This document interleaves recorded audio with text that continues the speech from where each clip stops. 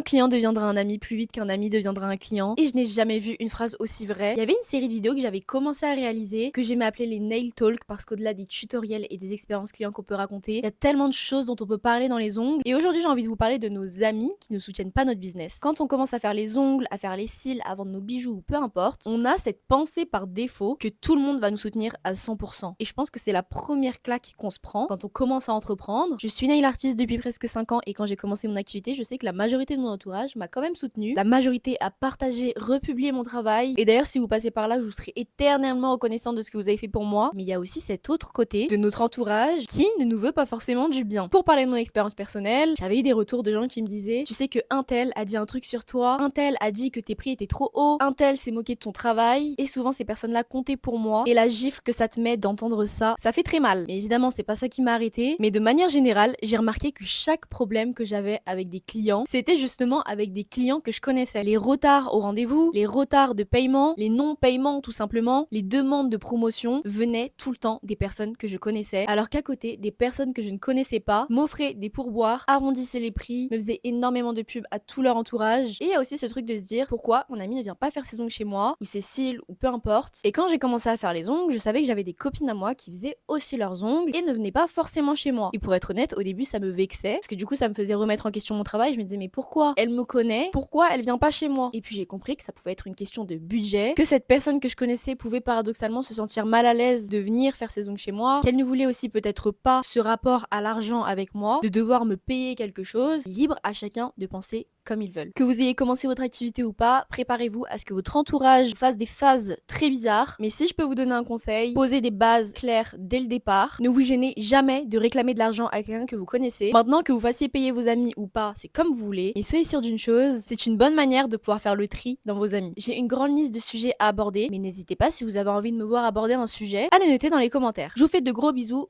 C'était Omri, à bientôt.